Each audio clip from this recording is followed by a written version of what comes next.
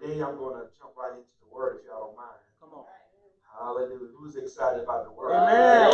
Amen. Hallelujah. I don't know if I might have to fire Sister Victoria.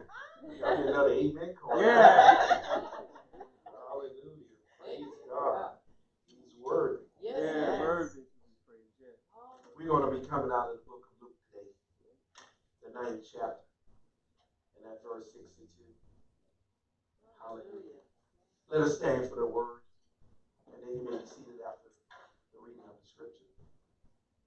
And they say, and Jesus said unto him, no man having put his hand to the plow and looking back is fit for the kingdom of God. You may be seated, praise God.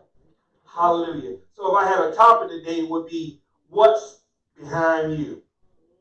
Look at somebody and say, what's behind you? What's behind you? Now look behind you and see what's behind you.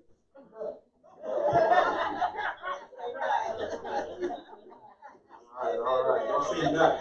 There's something behind you. Hallelujah. So what's behind you? In Luke the 9th chapter, verse 62, we find that Jesus is having a conversation. And if you go back to verse 61, you'll see who he's talking to. In verse 61 of Luke the 9th chapter, it reads, and another also said, Lord, I will follow thee, but let me first go bid them farewell, which are at home at my house. So what's behind you can be a distraction. Because a lot of times if we don't move immediately when God is telling us to move, we'll find a reason to drag our feet. Y'all know y'all got a procrastinating spirit. Yeah. Hallelujah. Y'all put off stuff you need to do today, you'll put it off to tomorrow. And when tomorrow comes, you put it off to the next tomorrow. So therefore, he is saying to him, he said, look, if you want to follow me, you need to follow me when I'm talking to you. Come on. It's not a time for debating God's word. Because if you get distracted, someone, hallelujah, can come up and persuade you another way. Have not God told you something? And then you thought about what he said? And he was like, I don't know about that. See, sometimes you just got to act without thinking.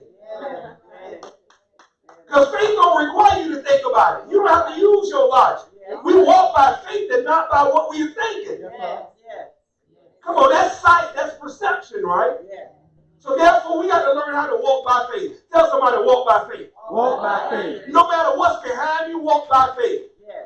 You ever pass a dog that was growling at you, and you kept on walking?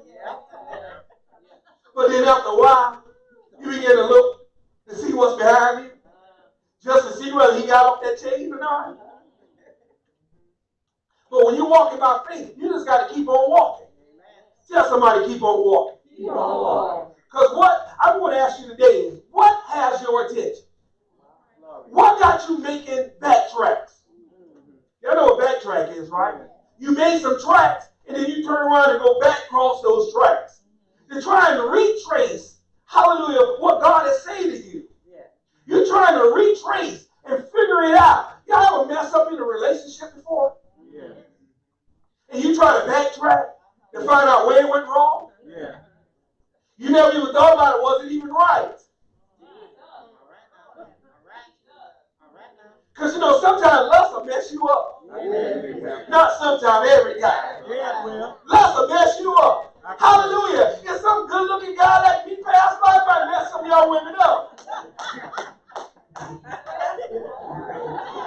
Hallelujah.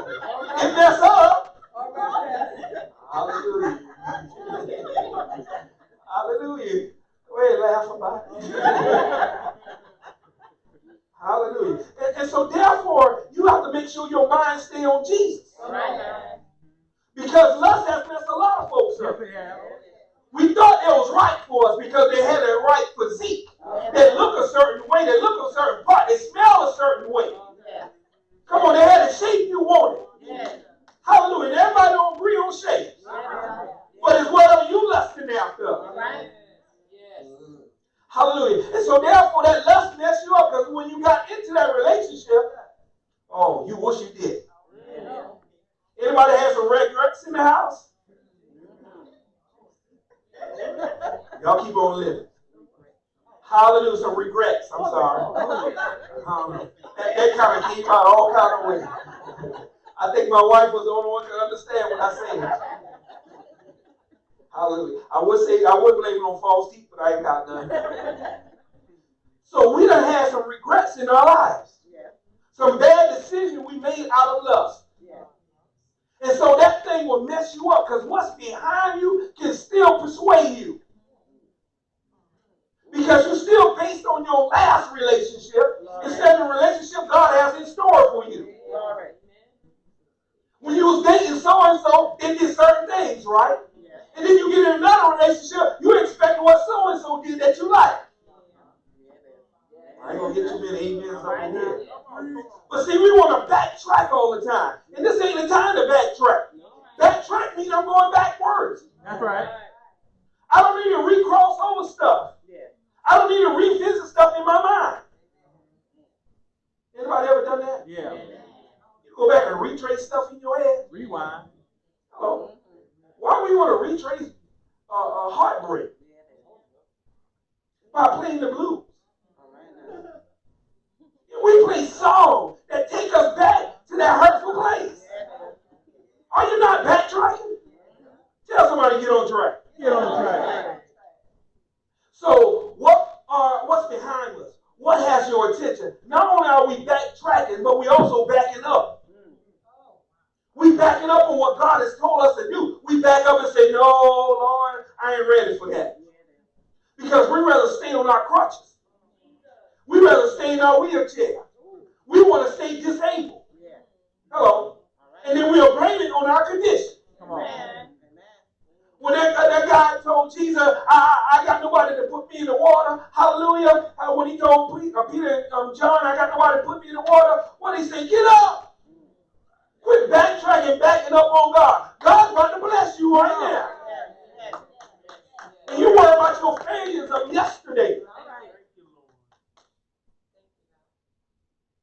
Tell somebody don't back up. Don't back up. What has your attention making you back up? What has your attention making you want to back up on God?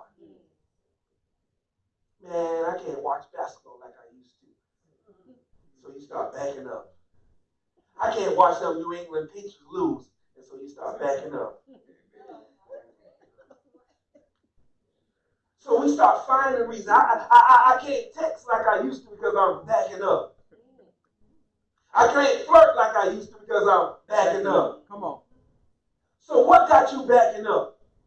What has your attention behind you? The Bible tells us when you put your hand to the plow, you don't need to look back. Right.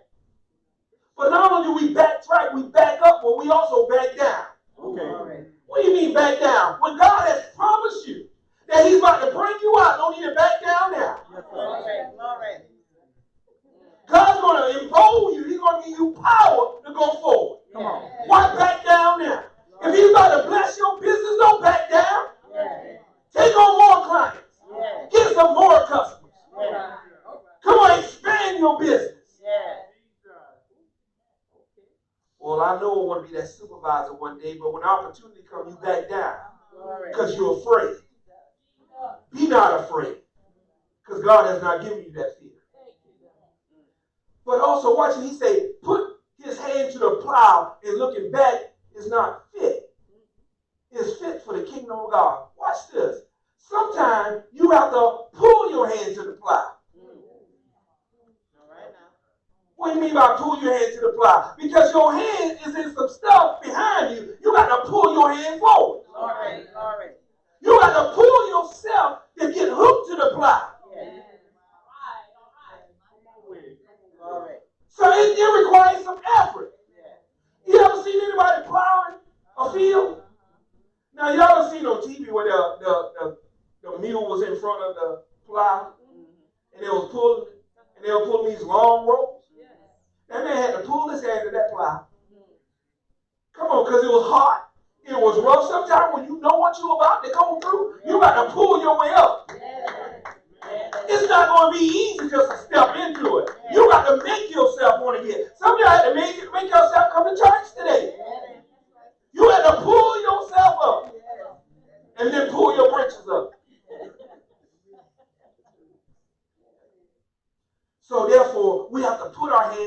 plow and quit looking back. Why is this important? Because he said it's fit for the kingdom of God. If you're looking back, you're not fit. You're not fit for kingdom work. Tell somebody kingdom work. Kingdom work. Kingdom work requires you to plow. Yes. Because if you want to sow some seed, you have to make sure the ground is tilled. Yes. Glory. I'm trying to get y'all from a seed to a harvest. All right now. And you can't get a harvest if you don't know how to plow. All right now. And if you don't know how to plow, you ain't going to plant. Yes. And if you don't plant, you ain't going to receive the harvest. Yes. See, everybody waiting for this pie to fall out the sky. Yes. But they don't want to put in the work. Glory. And the work requires you to walk in faith. Glory. Yes. So quick kingdom work requires more out of you. You have to make sure there's nothing behind you that's distracting you. Yes. That way you can see that seed come to a harvest. Yes. I don't know about you, but I done planted a lot of seeds. Yes. I want to make sure my harvest come forth. Yes. Hallelujah. That means you got to be attentive. Yes. You got to be in expectation. Yes. You got to be looking for it. Yes. Now, we planted a garden in the back. I say we generously, because the kids supposed to be playing with us, but somehow it was just me. So I still include we in it. Because some of y'all are going to go out there and eat something. Yes. I'm giving y'all an invitation right now. We got a lot of banana peppers out there. Go and get them. Oh, yeah, they're ready. Why? Because I sowed a seed. Yes. But before I got that seed, I had to till that ground up. Even though it harvested a crop last year, I still needed to till it up this year. Yes. See, some of y'all based on, I got me a harvest last year, I'm going to get a harvest this year. If you don't plow it up and you don't plant no seed, you ain't expect no harvest. Yes. Thank you, Lord. Tell somebody it's time for transformation. See, when you put your hand to the plow, you begin to transform. Because now your mind is focused on what you're doing. Yes. In other words, transformation don't tie you down. We got a lot of people looking back because it's tying them down. They're bringing up their old failures, they're tied to it. But a transformation will break your old failures. Hello. I can't look at my brother and see all the time he came into Christ and walked back out of it. I got to see that this time it's going to be a breaking loose in his life. Right now. See, your sister got excited about you. Y'all must be matching because y'all must be cousins. Hallelujah. And so therefore, what we do a lot of times, we look at people's past and don't know God has changed something in their heart. And when God has changed something in your heart, you can't judge me by my past. Yeah, I got a past, but it's past. It's a testimony now of what God is about to do in my life.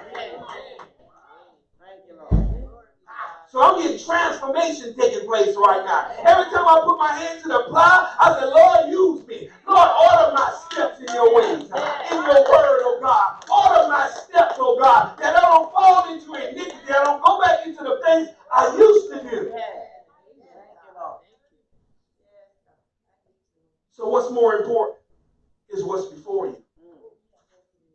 We tie up too much energy worrying about what's behind us. What's before you? Tell somebody Christ. Psalms 119, verse 133 tells me that if I stay with the plow, God will order my steps. You know what they say? He said, order my steps in thy word, oh Lord. Order my steps. Oh, y'all know that song? I can't sing it so well. Hallelujah, order my steps in thy word. Ooh, yeah. So when we got our steps ordered, when we're behind that plow, hallelujah, when we're doing God's kingdom assignment, hallelujah, our steps are ordered. Look at somebody and say, my steps are ordered. I can't get off track. I can't back up. I can't backtrack. I can't back down. My steps are ordered. Sometimes I don't want to do good, but I end up doing good anyhow. Because my steps is ordered. Thank you, You know, Lord. it's hard to witness to someone who's hateful at you. But you still got to present Christ to them. Watch this. He said in verse 62, that was he said, order my steps in thy word, and let not my own, and let not any iniquity do what? So in other words, don't let what happened in my past control my future.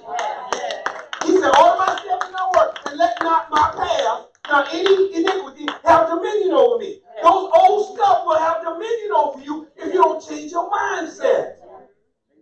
We're looking for God to come down and break stuff off our life. He gives you the power to resist it. Tell somebody, God gives you the power. Hello. Somebody looking for someone to come down here and take all your drugs out of you. Come on, take all that lust out of you. No, he gives you power. Because he said, greater is he is in me than he is in the world. So he gives you power. He says, submit yourself unto God. Resist the devil, and he will flee. He will flee. Hello. Are you enjoying the word today? Do you want to go to another level with us? Then join us every Wednesday night at 7:30 p.m. for Bible study. Also, follow us on Facebook for more great word. And while we have your attention, please take a moment and subscribe to our YouTube page. I promise that you won't regret it. Now, back to the word. He gives you that power. Quit looking for God to take stuff away. That's why you still stuck. You waiting on God to take stuff. And God waiting on you to give it. Hallelujah. God waiting on you to give it. God is not a rapist. He's not a violator of your will. He gives us free choice. We get to choose him because we love him. I'm almost there. He says, so that my iniquity have dominion, not have dominion over me. So that some stuff is waiting to get you trapped again. See, the devil is clever. Hallelujah. He don't throw all his tactics at you at once. Hallelujah. He waits till you get to a bad place. Well, for him, he waits for you to get to a good place for him. And then he lays his trap out. And if you're not careful, when God, the Holy Ghost is instructing you to remove stuff, hallelujah, you need to do it now because you don't know why he's doing it. You know, you have done something for your kids because they could not see further enough along to do it for themselves. You have given them some money and it was like, why are you giving this money, Mama? Because I know you done forgot that y'all going on a field trip today. But if you're waiting on the child to do it themselves, they would have never received it. So therefore, God is prepping you right now for what he has in store for you. And it's going to combat what the enemy has. Okay. All right. Watch this. So that's backtracking by getting your steps ordered. Let's back up. Let's go to 1 John. I know she was like, where all these scriptures come from? 1 John, 4th chapter, verse 18. Because when you back up, they're telling me you are fearful. Look at somebody and say fearful. God didn't give you no spirit of fear. Come on, what he gave you? Love, power, and love. Hallelujah. But watch verse 18. There is no fear in love. But perfect love does what? Oh, come on. Perfect love casts out fear. Hallelujah. If you got fear in your love, you don't trust like you need to trust. Because you still based on the last hurt. Oh, come on. Hallelujah. That last spirit had dominion over you, so you keep rising up in it. You can't walk in perfect love. Perfect love is unconditional. Our love sometimes is conditional, based on how people treat us. He said there is no fear in love, but perfect love casts out fear. In other words, perfect love don't back down. Jesus showed the ultimate act of perfect love by sacrificing his life for us.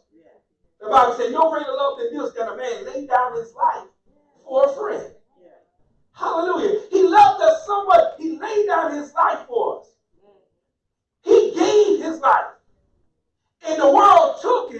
most vicious way. But yet still, it didn't have him fearful.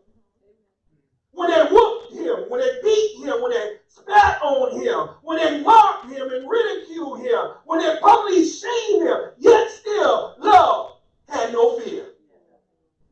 He said, I ain't backing down from this because I know my perfect love is going to bring us out. I don't know about you, but perfect love will bring you out of fear. You have to be able to trust God in the process. All right. The last one is back down. Tell somebody, don't back down. Don't back down. 1 Corinthians, the 2nd chapter, verse 9. Hallelujah. I'm going to get back to your scriptures. 1 Corinthians, yes, Lord. 1 Corinthians, 2nd chapter, verse 9. But as it is written, tell somebody it is written. It is written. This is God's word. I have not seen, nor ear heard, neither have entered into the heart of man the things which God has prepared for them that love him. Somebody should shout right there.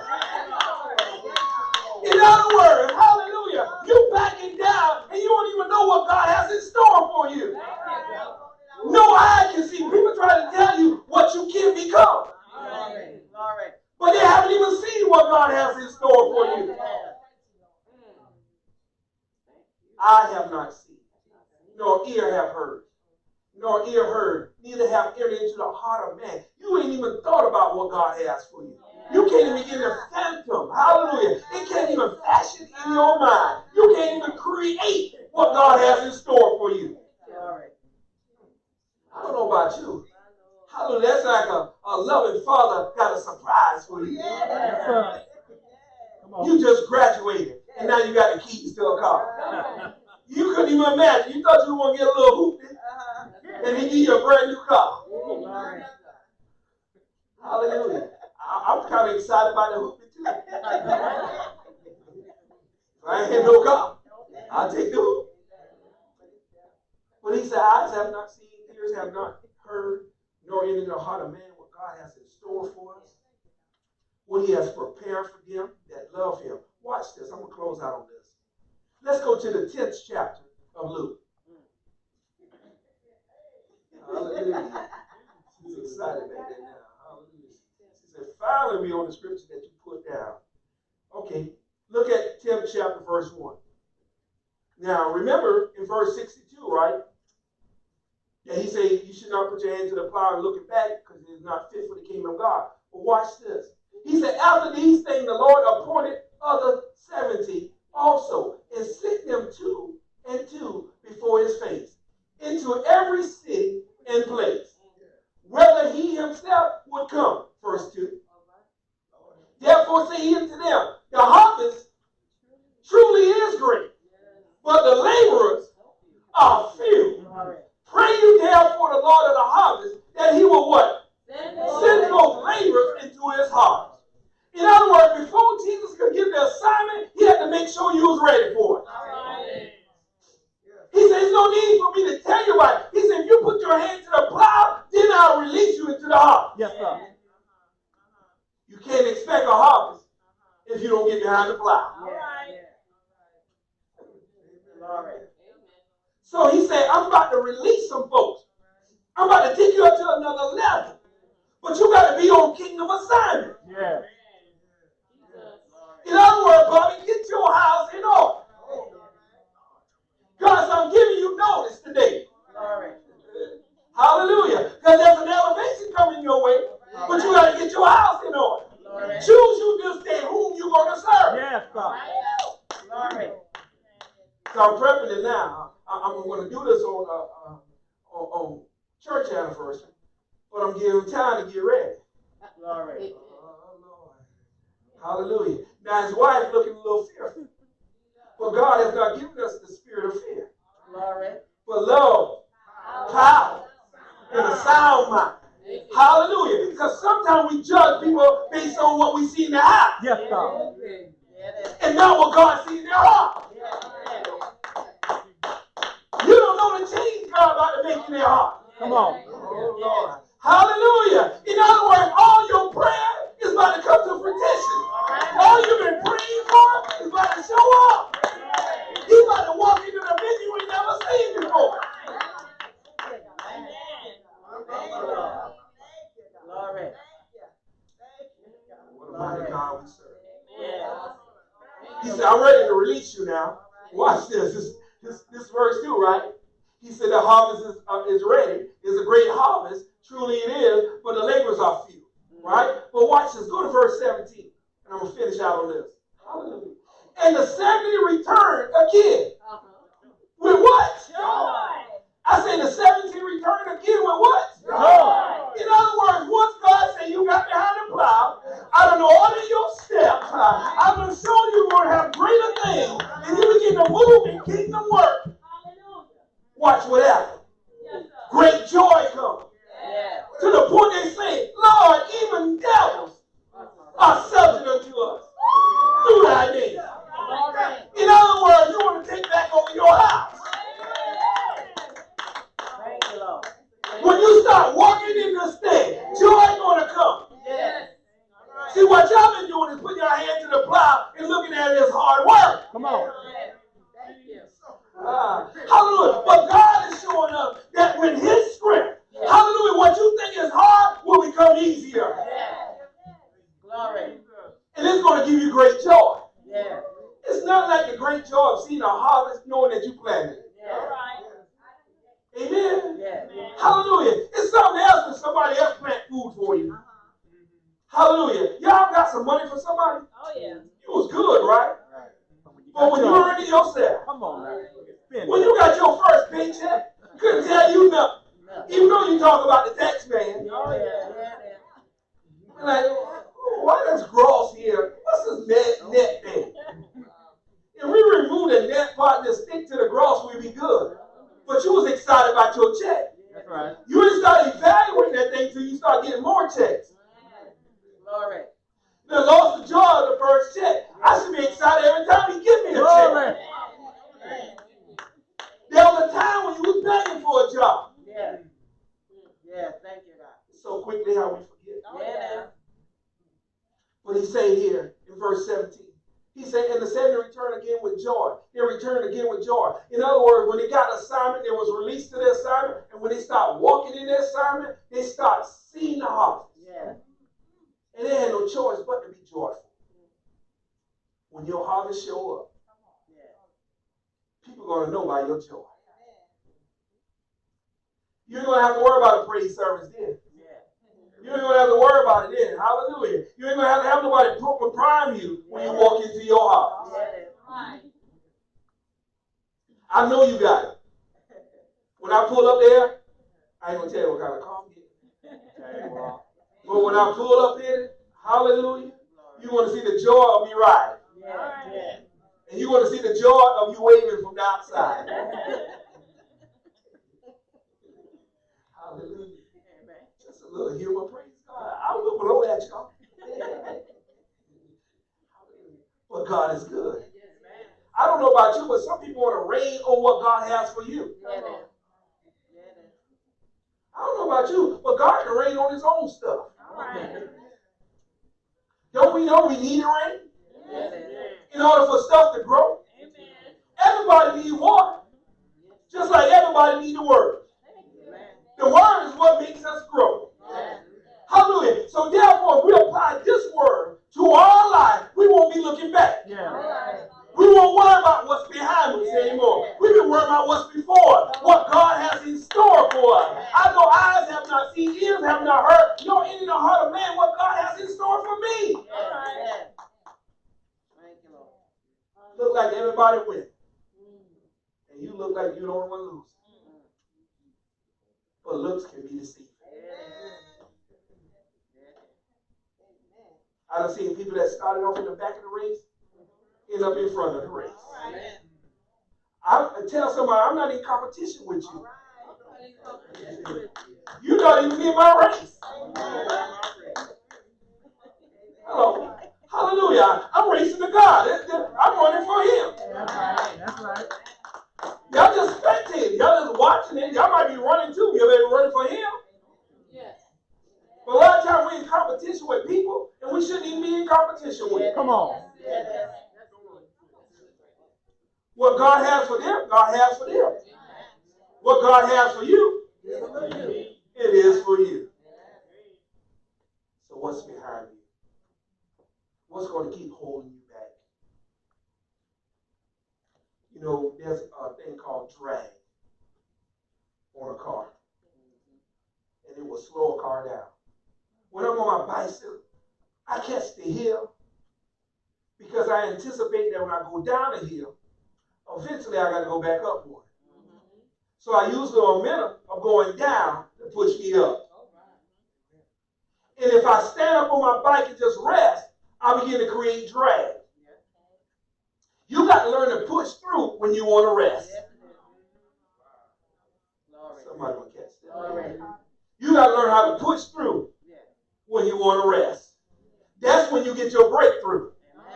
Because we always waiting and falling back, hallelujah, and waiting for things to be comfortable and easy for us. That's when you lose your momentum. So what's before you is Christ. What's behind you is your past. And don't let your past take you off assignment. Give me something quiet. Thank you, Lord.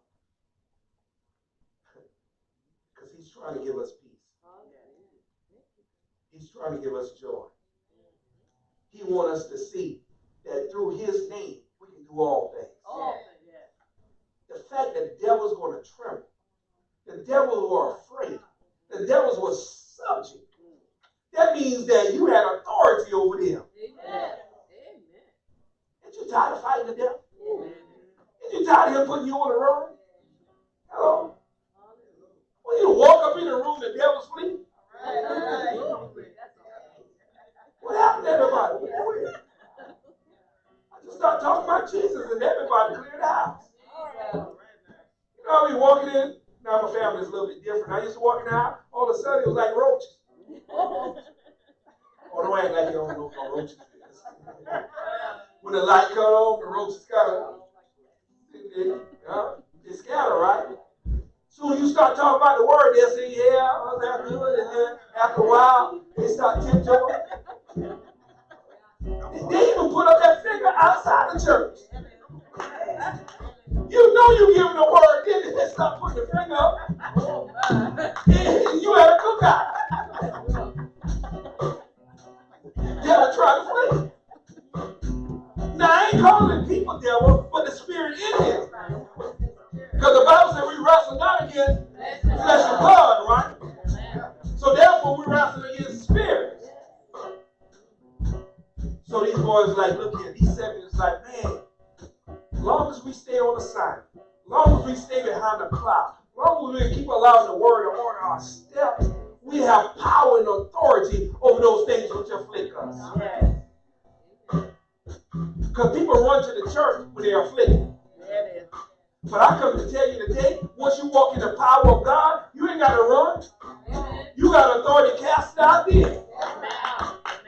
Thank you, God. Thank you. Why are you standing on your feet? The Lord told me to tell you to put your hands to the plow.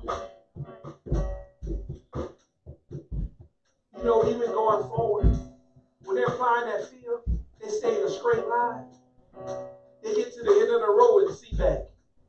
Because if you ever put your hand to a plow and begin to look back, the plow goes when your head is turned.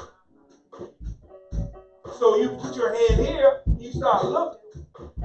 You ever look back in your car while you're driving? And next thing you know, you almost ran off the road. Because what happened? You turn according to your head. Somebody going to shout this in a minute. Hallelujah. You turn according to your head. In other words, you get your head right, you will stay straight. Get that head right.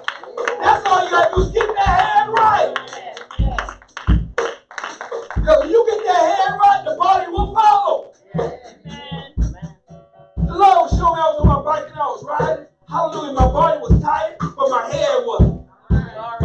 And I found myself riding a lot further than I needed to because my head was pushing my body.